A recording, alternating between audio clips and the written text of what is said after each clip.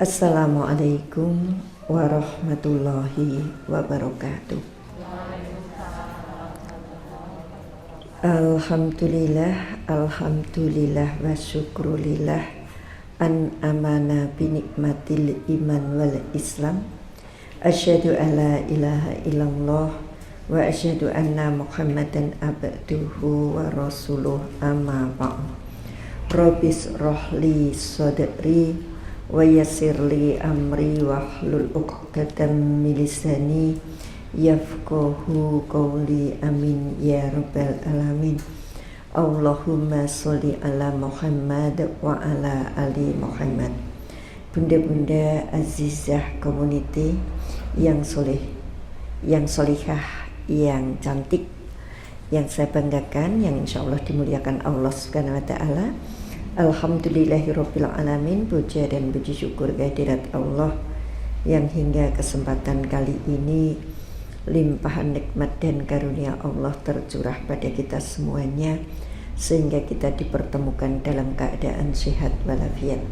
Salawat dan salam semoga tercurah pada junjungan kita Nabi Agung Muhammad sallallahu alaihi wasallam beserta segenap keluarga, kerabat, sahabat dan para pengikut setianya, insya Allah termasuk kita semuanya. Bunda-bunda, di penghujung bulan Syawal ini kita tetap saling mendoakan taqabbalallahu minna wa minkum. Mudah-mudahan amal saya, amal penjenengan diterima Allah. Kita tidak terlalu ujub merasa bahwa amal kita di bulan Ramadan mesti beres gitu ya. Semua sudah sampai ke Allah, sudah dapat ini itu namanya terlalu pede. Ujub.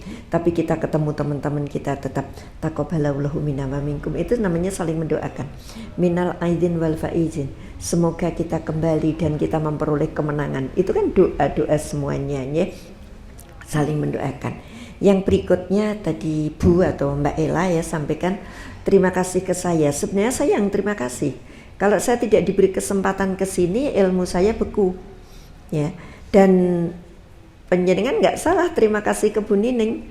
Tapi Bu Nining juga terima kasih banget karena lewat penjenengan tempatnya menjadi berkah, dimanfaatkan untuk kebaikan. Jadi Bunda, kalau kita memberi orang itu sekilas kan yang untung yang diberi.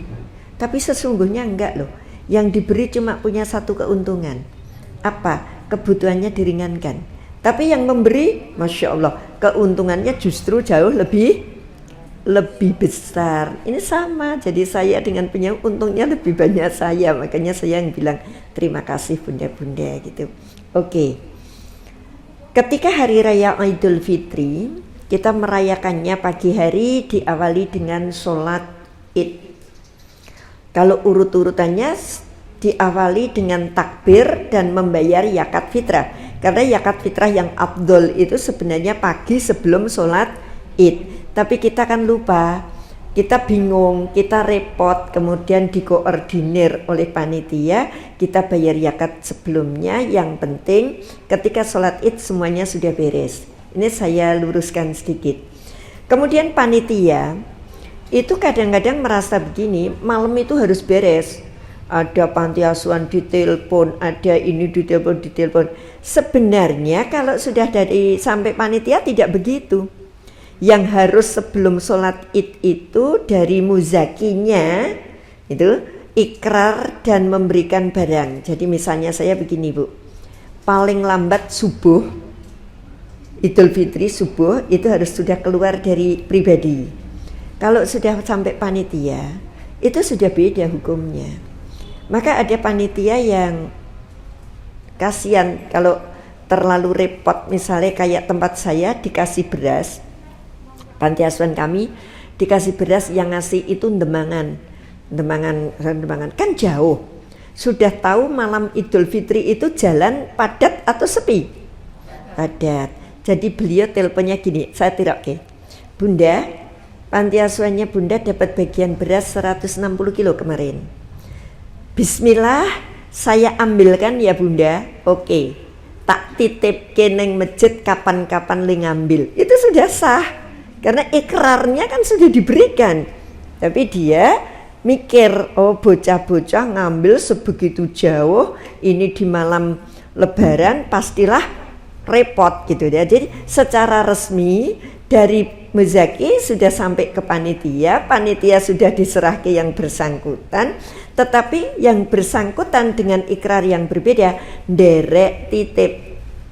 Jadi ini enak semuanya, tidak memaksakan jam siji bengi duduk-duduk nganter ke tempat siapa. Enggak, ikrar sudah diberikan ya, karena kesulitan ya saya nderek titip.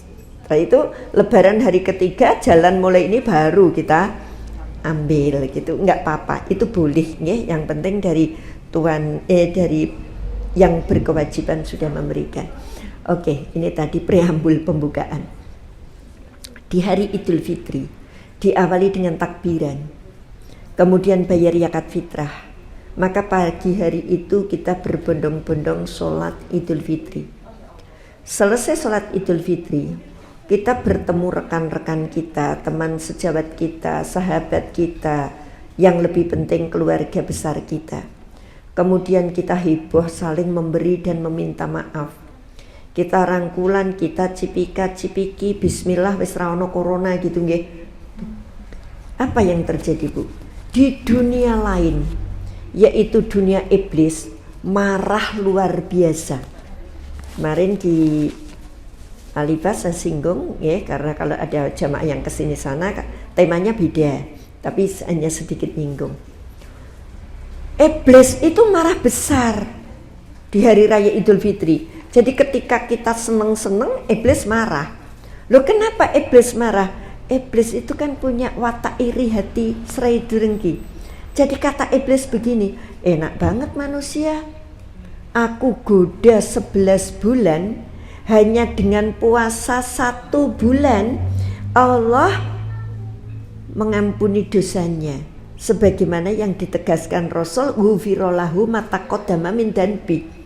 Padahal cuma poso sebulan itu, aku nggodanya berapa? 11 bulan itu.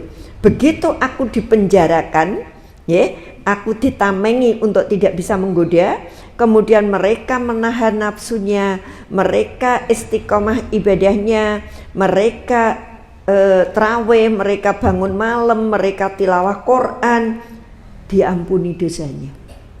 Besok kita sia-sia kalau begitu. Rugi saya menggoda manusia 11 bulan. Itu keluh kesah si iblis. Belum lagi dia masih punya pengharapan. Oke, dosa dengan Allah sudah diampuni, habluminallahnya. Kan habluminanasnya parah juga. Ada orang sok dendam, ada orang ini. Ternyata enggak, Bu. Ketemu rangkulan, ketemu salaman, bahkan belum kenal saja sudah minta maaf. Kapan? Di hari raya. Kita di lapangan itu nggak kenal itu cah ngendi anak sopo, tapi begitu ketemu maaf lahir batin, maaf lahir batin, maaf lahir batin. Saya ngaji di mana-mana jamaahnya belum kenal, lah sini rutin kenal. Ya, kemarin diundang ngisi ngaji, jamaahnya nggak kenal, tapi tetap saja begitu datang salaman, Bunda minal aidin, mohon maaf lahir batin. Saya juga mohon maaf lahir batin, pada kenalnya enggak. Iblis makin marah, Bu. Karena apa? Ini manusia sudah dihapus dosanya pada Allah, sekarang dosa hak adaminya juga terhapus, 000 halal bil halal. Kalau sudah ada kata halal bil halal, selesai loh, Bu. Dan sudah halal. Kalau di Mekah itu ada mobil ketabrak mobil, yang nyopir turun dua-duanya, halal, selesai. Mbok penyok kayak apa orang dadak kayak udah halal loh ya. Tapi kalau halal lah ya, lah ora halal itu ya punya pertanggungjawaban. Tapi kalau sekali penyemlok sini bilang halal udah selesai, halal udah pun dadaknya dewi-dewi gitu. Nggak ada polisi, nggak usah kerja gitu ya. Di sana polisi kerjanya dikit karena apa? Tertib. Melanggar lampu merah 400 real. Sopo sing gelem nglanggar? Oh, hampir 1,5 juta. Nah sini lampu merah 1.000 ya melanggar lah. Ya. Iya kalau di sana kan 400 real, 500 real, ngelanggar lampu abang kok karo tengah yuto. Ya pilih tertib apa pilih ngelanggar, Bu? Tertib lah, uang segitu banyaknya ya. Kalau sini 50.000, nekat lah. Itu karena apa? Dia bisnis yang dikejar jutaan. Dendanya mong 50, nekat gitu. Ya, sana enggak, denda itu lebih banyak. Oke, intermezzo saja. Iblis marah.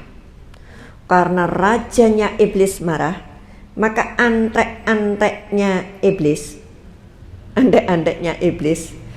bala tentaranya iblis, kemudian menghadap raja iblis. Apa katanya? Wahai baginda raja, apa yang membuat engkau marah? Aku marah karena aku kerja setahun sia-sia. Aku menggoda manusia sia-sia. Nah, tentara iblis berkata, kalau begitu Raja Iblis, apa yang bisa kulakukan untuk mengembalikan keceriaan wajahmu?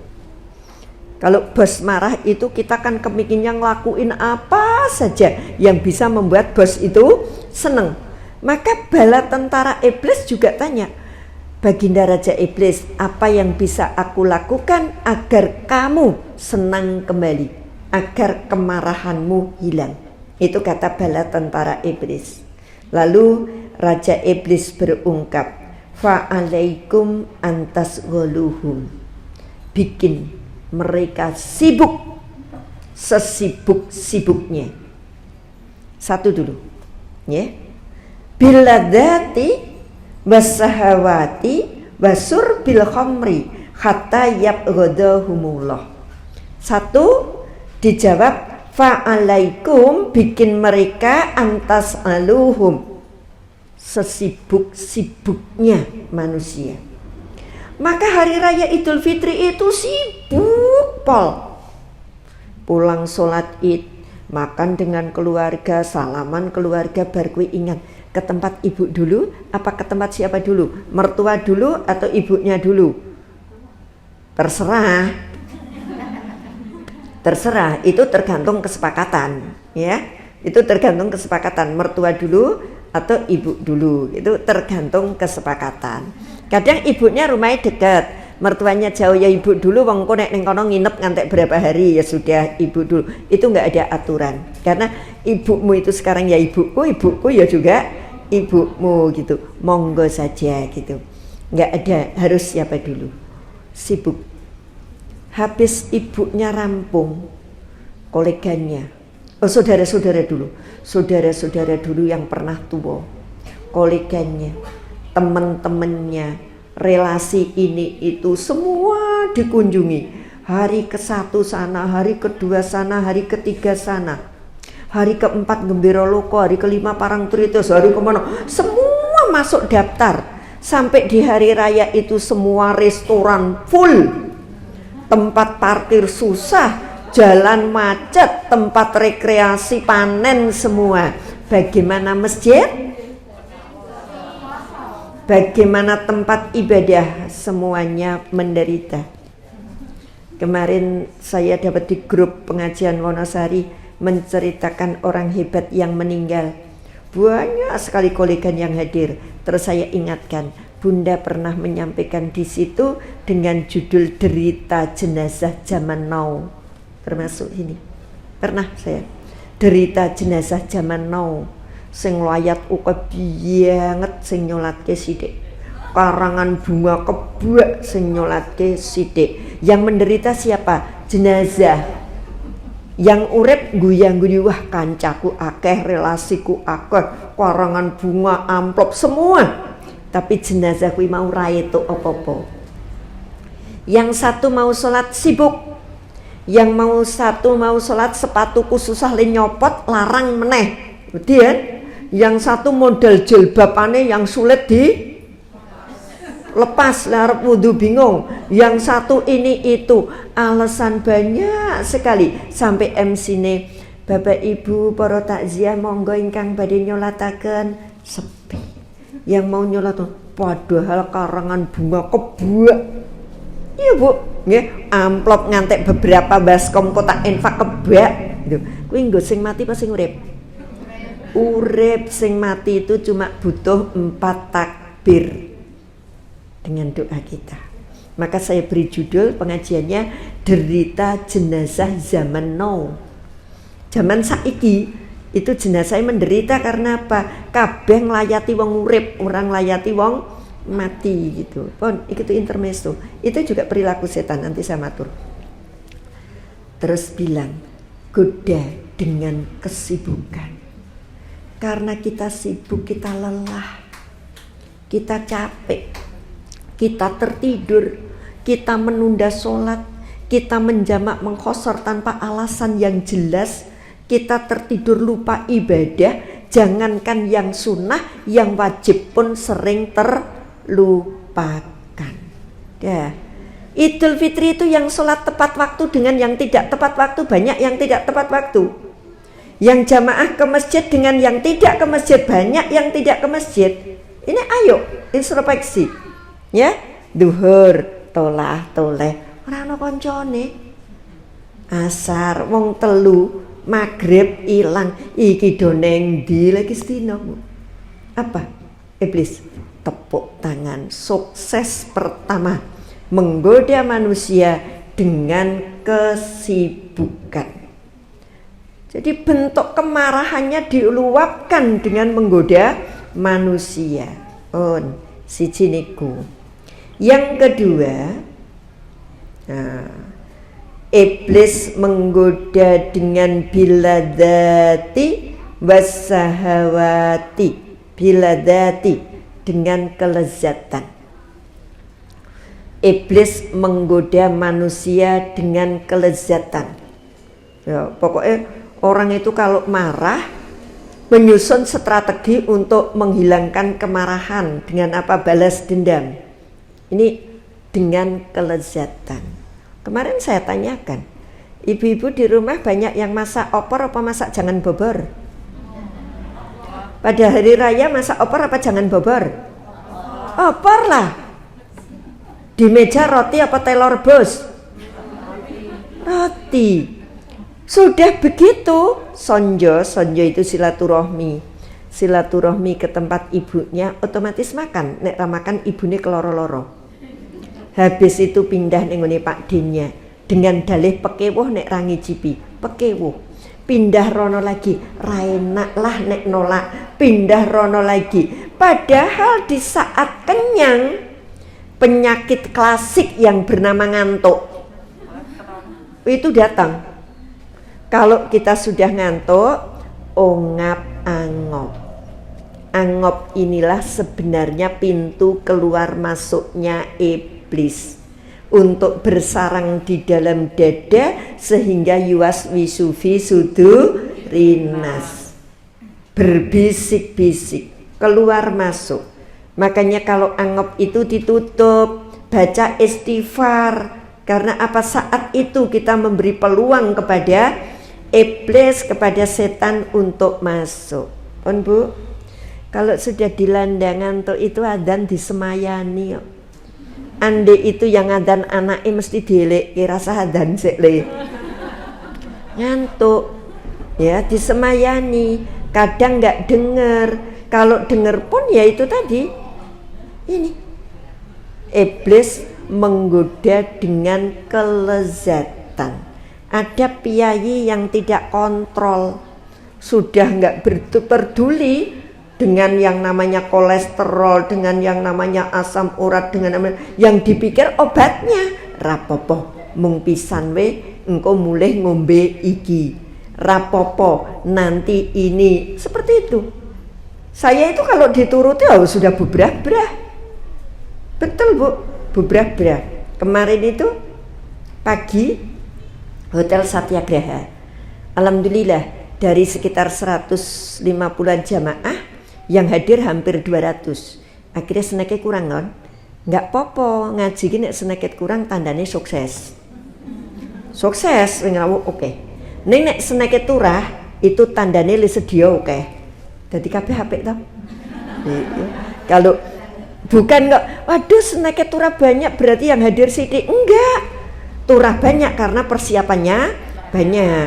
Kalau kurang sedia sedikit enggak, sing hadir lewat banyak, enak, aman. Ora mangan, ora kumanan kan aman. Aman. Bablas ke kopi jongke. Wah, ini ngerusak iki engko.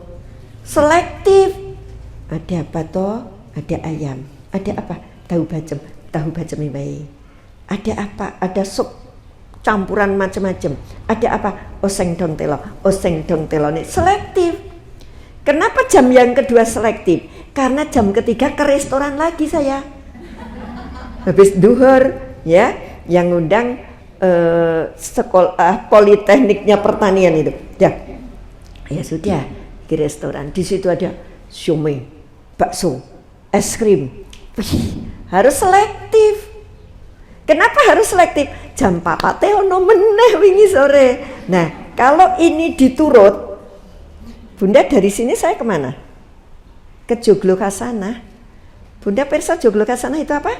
Restoran. Ya. Jadi kalau itu dituruti, iblis itu senengi pol. Karena kita sudah mulai terhasut untuk makan ini itu, terus ngantuk, terus wegah ngadeg, dinggo sujud werekoso. Kelingan enggak? Kalau kita kenyang itu traweh aja males. Dipakai sujud terus ning dodo dadi kebek itu. Maka iblis seneng, ayo makan terus makan. Orang lebaran di mana-mana ada makanan penuh. Iblis kipas, ayo makan. Pakai woh toh, nggak enak toh. Ini ayo diicip-icip. Tekan ngomah berak, kuat ngadeg bahasa kita. Yes, sholat lewat. Iblis tepuk tangan yang kedua. Lebaran. Coba nanti dipadukan, dicocokkan dengan kondisi lebaran. Cocok apa enggak saya ngomong?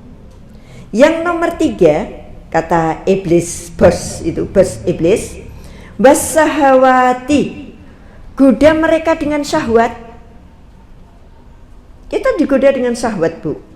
Syahwat mata, syahwat telinga, syahwat pikiran, syahwat hati, terakhir syahwat farji, syahwat kemaluan, syahwat lisan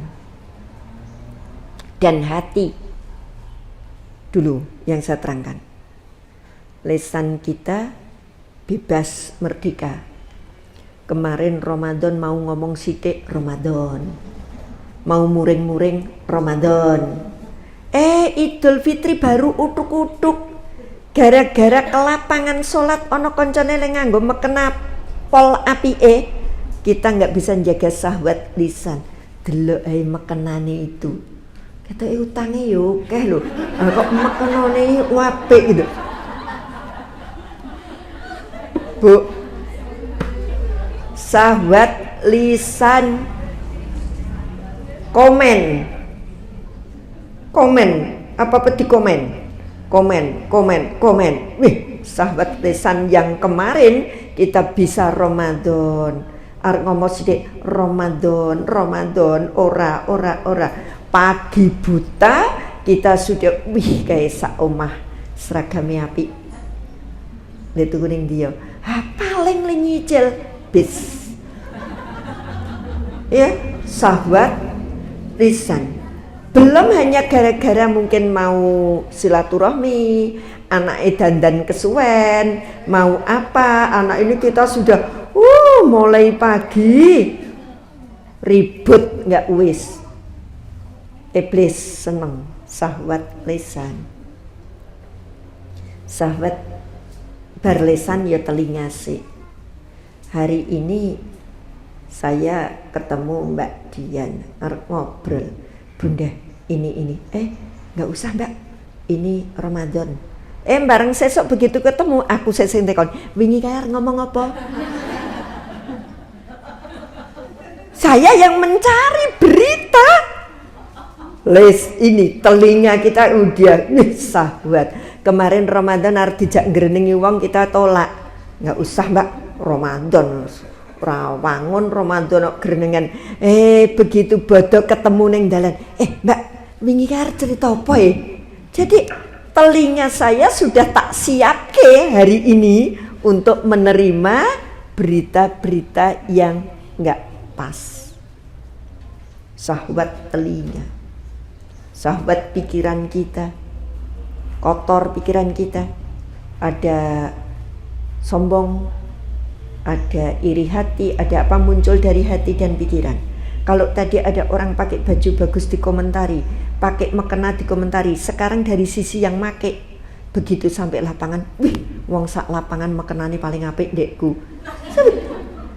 Ini kan namanya sahabat, pikiran kita yang kotor gitu loh. Jadi hari itu kan kita sudah disuguhkan dengan wong sak lapangan dengan aneka model mekena, aneka model baju, aneka macam suguhan. Kalau kita tidak mampu mengendalikan yang namanya lisan, mengendalikan yang namanya telinga, mengendalikan yang namanya pikiran, pagi hari itu iblis sudah senenge pol. Dabu wes senenge pol iblis itu, halah karo isin-isin gini, halah sesasi dong gaya gini bahasane gini esuk-esuk wes tumbang. Iya Bu, coba Bu dicocoke kira-kira meh-meh podo ora kayak gitu itu gitu. Nih iblis Bu, pagi hari itu dia wes ngamuk pol gara-gara Allah paring pangapura, tapi dia itu nggak terima ngamuk, langsung sing-singkan lengan baju, susun strategi supaya apa? Manusia sesat kembali. Ya, syahwat hati, syahwat farji, nggak usah saya terangkan. Otomatis selama bulan Ramadan, kalau suami istri itu taat beribadah dengan cara lain, pasti beliau pilih yang lain dulu. Apa itu iktikaf, apa malah ada pasangan suami istri, biar kita bisa menahan diri, kita iktikafnya jauh aja. Ikut, kalau di bahasa ikut masjid Jogokarian aja, ikut suhada aja, ikut mana? Iya, bayar aja 300.000 10 hari, dapat sahur di situ. Otomatis selalu itu kan kita aman gini, ibu-ibu ya karo ibu-ibu, bapak-bapak karo bapak-bapak. Nah, selama Ramadan sahabat itu bisa kita tahan. Begitu lebaran wes lali. Kemarin ada orang WA saya, tidak boleh ngerenengi ya. Jadi ra itu nganggo jeneng toh. Nek ra nganggo jeneng itu enggak ngrenengi. Itu contoh jenengan goleki ra temu. Tapi kalau nanti ndelalah padha karo jenengan, alhamdulillah itu ilmu. Gitu. Jadi saya enggak boleh menyebut nama. Ini banyak dilakoni. Penjenengan alhamdulillah itu ilmu rasa takon. Soalnya nek tekon izin. Saya di WA, Bunda, nyawal saya kurang 3 kemarin. Jadi kalau sekarang nyawal pas besok. Kemarin, sekarang, besok, kata dia gitu. Tapi tadi malam saya hubungan sama suami saya. Terus saya bangunnya jam 4.20. Saya kan mau nyawal. Akhirnya saya mikir, sahur padus. Sahur padus. Saya putuskan sahur jam 4.20. Sahur, kan belum adzan subuh, masih boleh sahur. Sahur. Habis itu saya mandi. Pas mandi denger adzan subuh. Sahkah niat puasa saya? Boleh apa enggak? Itu pertanyaan. Saya, wah sah nganggo BGT, saya bilang gitu, nggih. Salat puasanya sah. Sahurnya sah, mandinya sah. Cuma masuk waktu sholat dalam keadaan junub, artinya dalam keadaan kotor. Yang tidak boleh itu melakukannya. Tapi kalau dalam keadaan kotor tidak sengaja, kenapa tidak sengaja? Kebelandang li tidur, itu tidak sengaja. Tapi kalau disengaja kurang afdol, bukan nggak sah, kurang afdol. Sebaiknya mandi janabat sebelum adzan subuh. Tapi karena terbangunnya dia sudah pakai skala prioritas. Kalau adus adzan subuh itu nek sahur adzan subuh ora itu, maka dia ambil yang sahur. Itu sudah cerdas ya, sahur. Sahurnya kesusu juga. Wes selehke rampung neng kamar mandi. Lagi mulai adus adzan sah, tutup nole poso. Insya Allah nggak apa-apa. Itu yang disebut dalam keadaan junub. Ya, tapi kalau tidak kepepet, sebaiknya mandi sebelum adzan subuh. Itu cerita misalnya suami istri yang taat beribadah, habis tahajud hubungan suami istri, tertidur, bangun-bangun sudah jam 5. Ya sudah, subuh enggak? Subuh. Terus mandi janabat, langsung sholat subuh. Itu namanya tidak disengaja.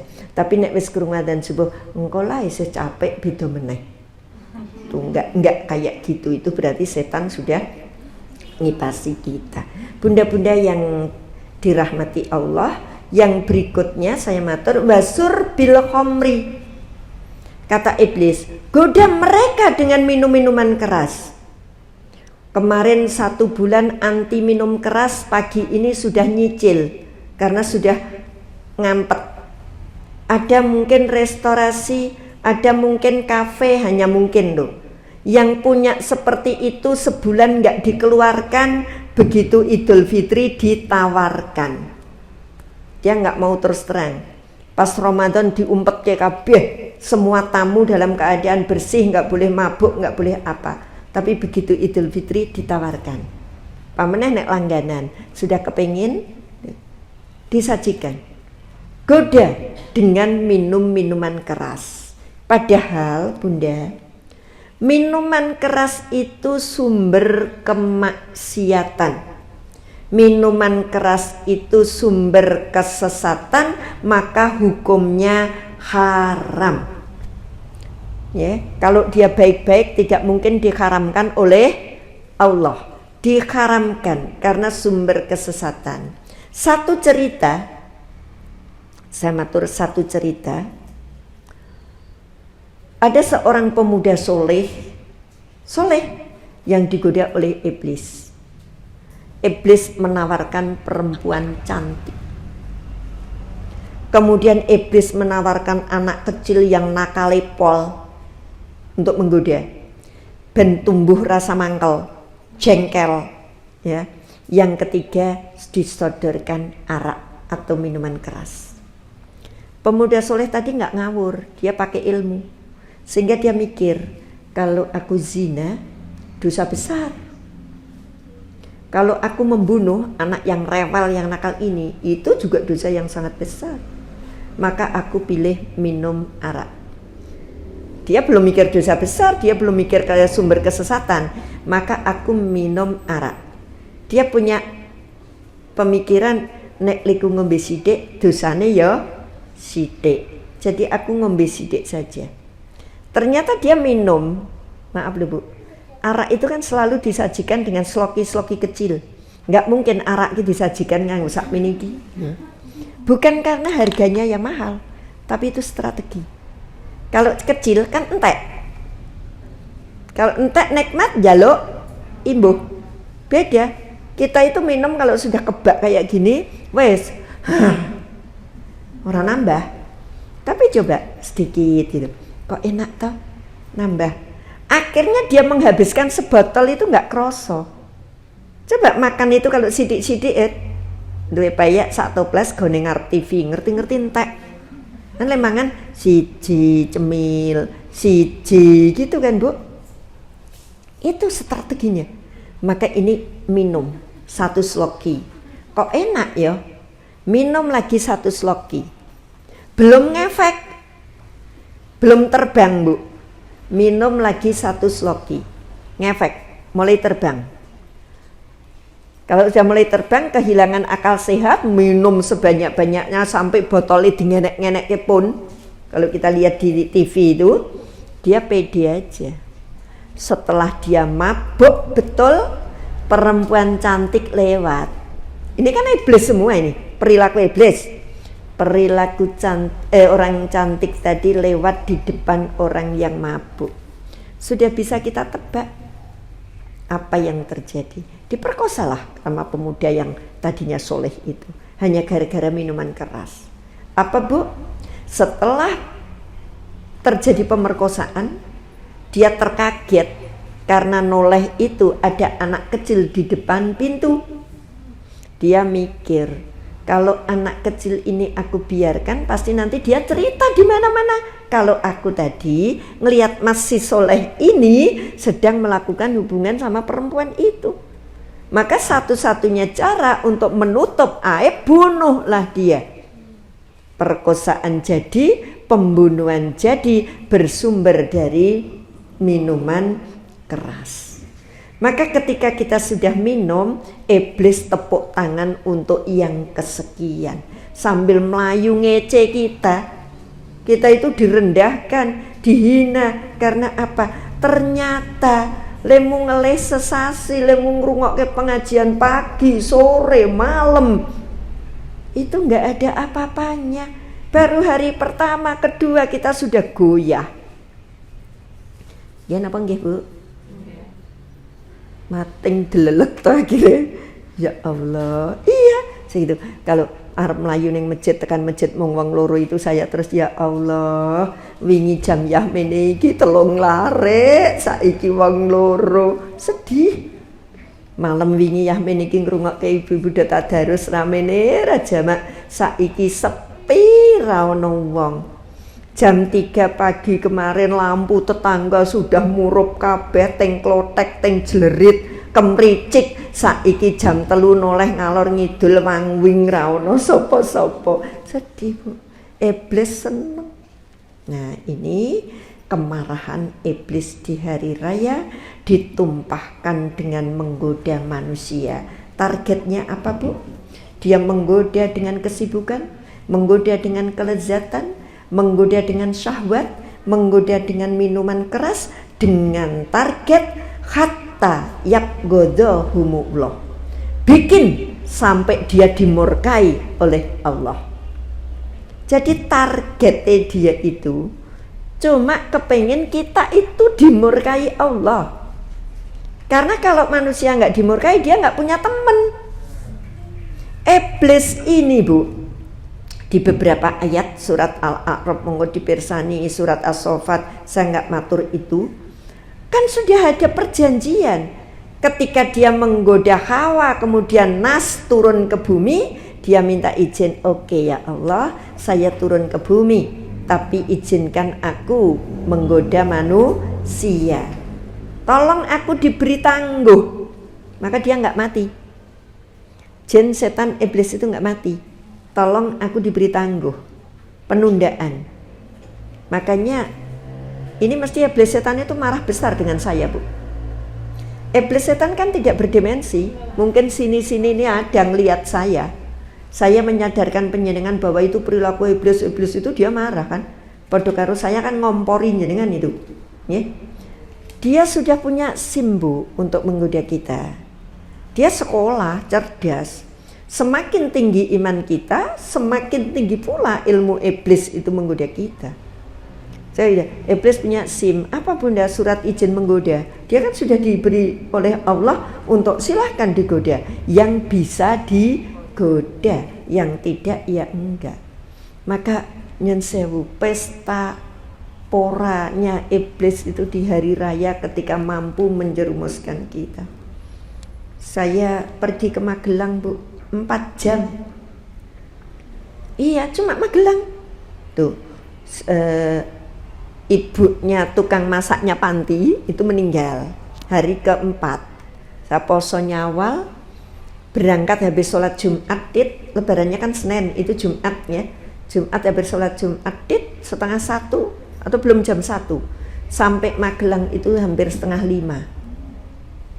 Terus kita pikir, nek aku nunut buka ning kene nggon keseripan kok ya lirai nak men, wis lek pamit gitu. Jam 5 lebih sedikit, itu saya sampai rumah jam 9. Itu cuma mandek Muntilan Jumoyo, itu kiri jalan ada masjid namanya As-Salam. Di masjid itu saya ngisi setiap Rabu ketiga rutin, jadi saya familiar masuk masjid. Saya namakan Masjid Ramah Musafir. Di masjid itu ada kulkas, ada air panas, ada kopi teh, silahkan bikin apa. Dibuka kulkas kemarin karena lebaran ada es buahnya. Kalau biasanya cuma air putih sama minuman kemasan itu, tapi kemarin ada es buah, ada, pokoknya yang penting makan minum santun. Di situ ada tulisan silahkan makan berduduk, silahkan minum pakai tangan kanan, ambil gratis. Makanya saya beri nama Masjid Ramah Musafir, asli namanya Masjid As-Salam. Ya sudah, saya buka di situ, ngambil makanan di situ. Apa itu sudah hampir jam 6.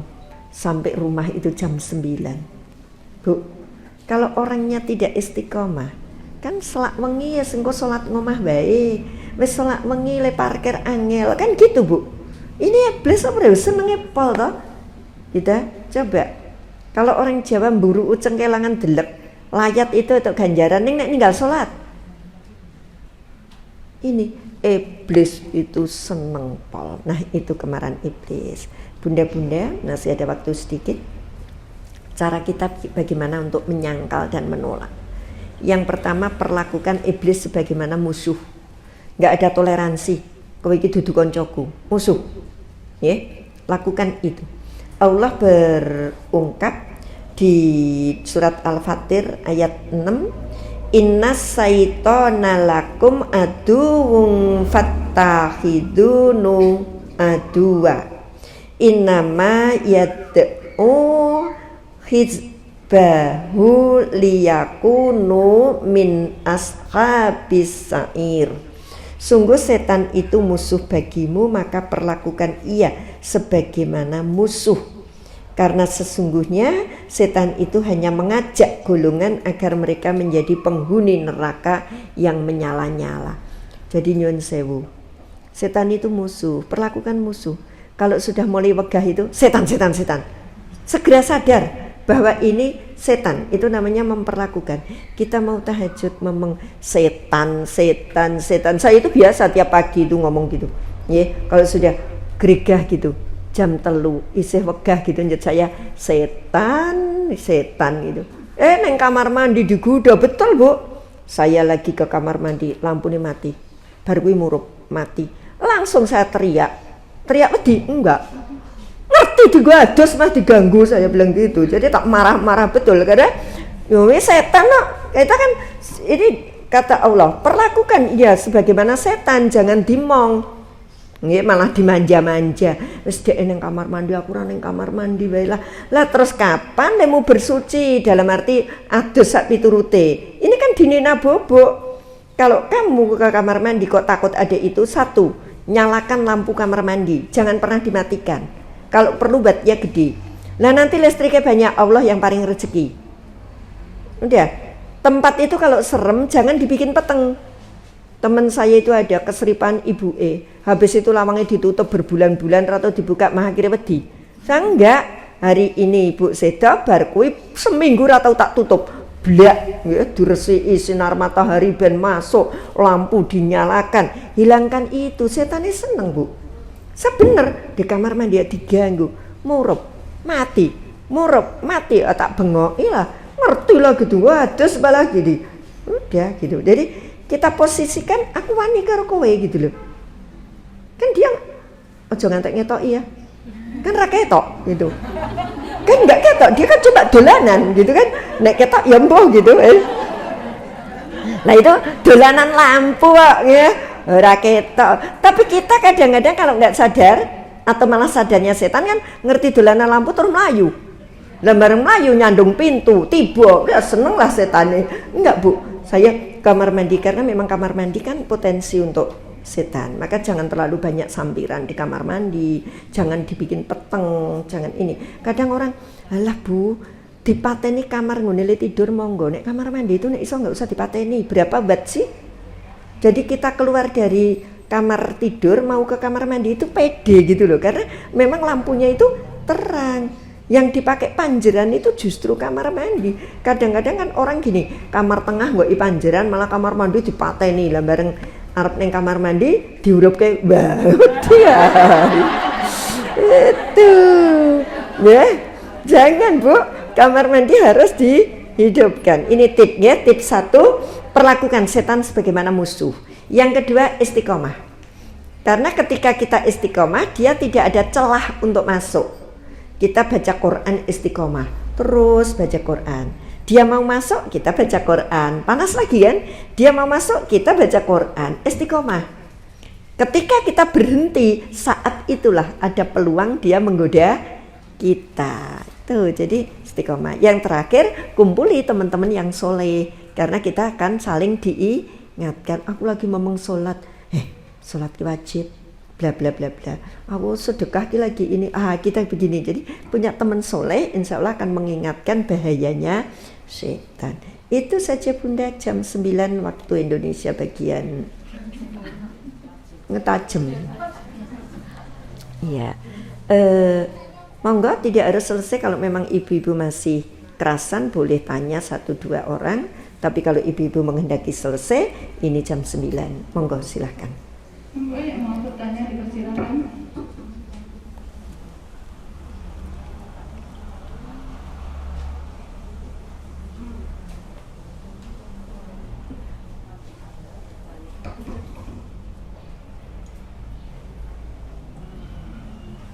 Assalamualaikum warahmatullahi wabarakatuh. Waalaikumsalam.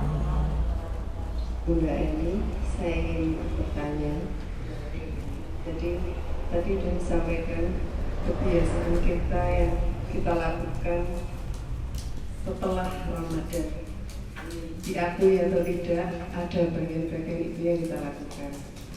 Nah, bagaimana merubah? Karena ini momen Idul Fitri itu biasanya misalnya untuk kumpul-kumpul keluarga, kumpul-kumpul, dan itu momen yang sangat ditunggu. Lalu mengadakan perjalanan, dikatakanlah mudik atau apapun, itu juga menjadi kebiasaan. Nah ini apakah bisa dirubah? Itu karena kalau merubah berarti nggak bisa ketemu dengan saudara-saudara. Padahal Ramadan yang kita tunggu adalah 10 hari terakhir, tetapi 10 hari terakhir di Ramadan aja kita sudah terlalu disibukkan. Tidak hanya di awal Idul Fitri.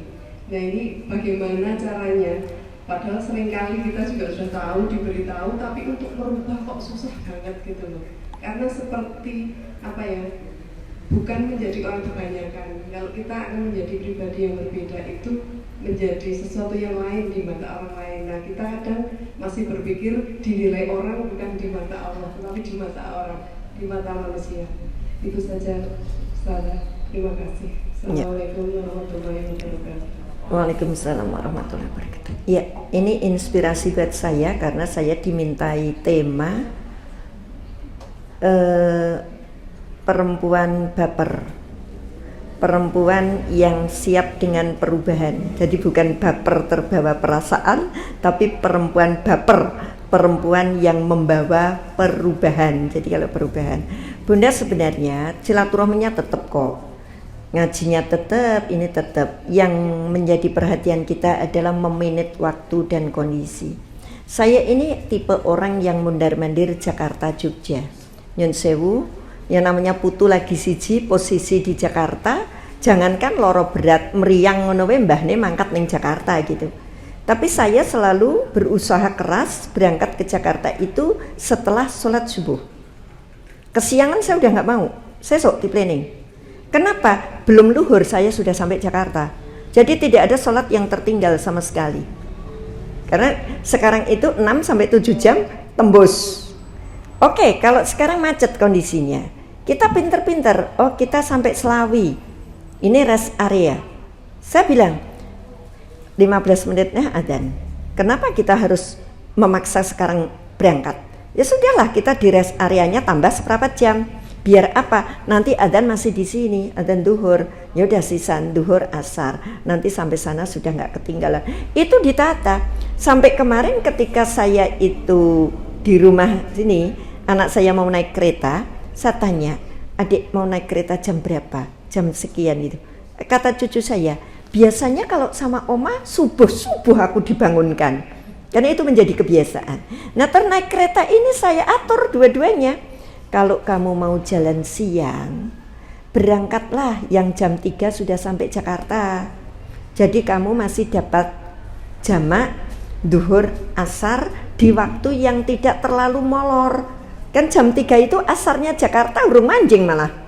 Jadi karena jamak takhir, jangan takhir iki neng buri banget, tapi takhir iki neng rodok ngarep gitu loh Bu.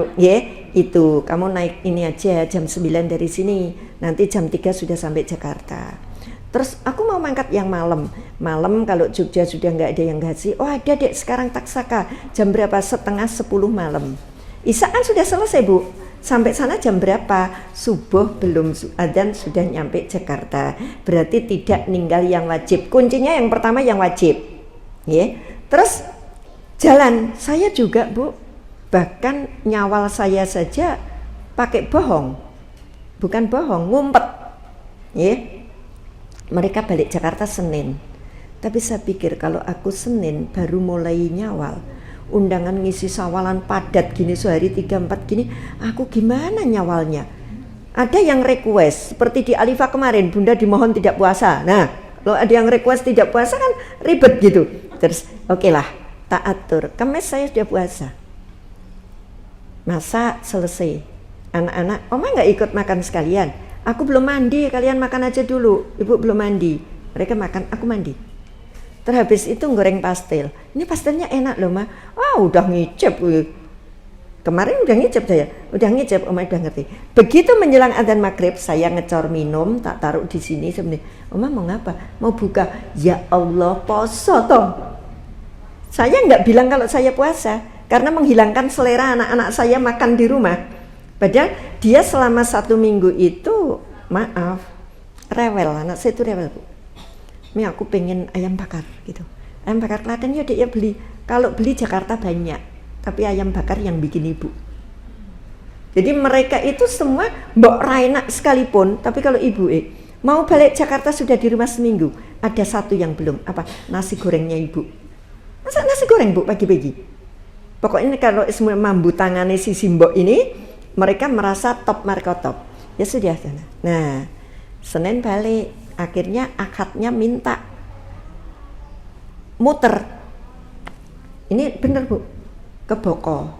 Di atas kan ada anyar itu. Dah ke situ. Lah petugasnya itu kok ya aneh. Tidak dari bawah dikandani, atas itu sudah penuh. Kita dibiarkan saja naik. Tekan dhuwur parkiran nggak ada apa-apa, nggak ada. Karena sudah penuh. Oke. Kita turun. Nah, sampai di bawah Boko jelang adzan maghrib. Ini cuma cerita. Anak saya bilang, Bu, metu begini aja, Prambanan ini ke sana.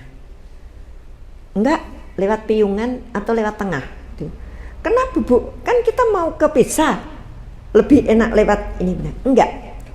Otot-ototan. Setelah saya ditanya apa masalahnya, tidak ada masjid kiri jalan. Kita kan dari Prambanan. Masjidnya mulai ayam goreng itu kanan jalan semua. Nanti kiri jalannya itu pom bensin. Kalau enggak antrinya banyak. Jangan lewat Prambanan rono nek wis yahmene. Kenapa, Bu? Tidak ada masjid kiri jalan. Kalau kamu lewat Piungan, nanti di Payak ada masjid yang kiri jalan. Nanti di ini kiri jalan tuh. Itu mohon maaf, Bu. Semuanya sebenarnya bisa dengan catatan perlakukan setan sebagaimana musuh. Pokoknya ini godan. Akhirnya saya tetap ke Boko tak turuti. Terus ayo kemana? Ke Beca. Terus terakhir akad paginya. Ngumpul-ngumpul kan ini 2 keluarga Jakartanya nggak sama. Anak saya yang satu di sini, yang satu di sini belum tentu ketemu kan. Terus nanti pengen neng Indrayanti. Aduh, Indrayanti itu karo tengah jam tekan 2 jam. Dia jawab, karo tengah jam 2 jam itu cuma Matraman Bintaro. Karena dia seminggunya harus Mataram Bintaro itu ada karo tengah jam itu cuma Matraman Bintaro. Ngalah saya. Yuk catatan, ya habis subuh berangkat. Ya deh habis subuh berangkat. Kenapa? Ibu habis duhur ada jadwal. Semua mau habis subuh bawa makannya berangkat nih Indrayanti isu-isu rampung. Jam 10 itu kita sudah makan di Pawone Simbok. Pawone Simbok Jalan Wonosari itu. Turun duhur sudah sampai rumah.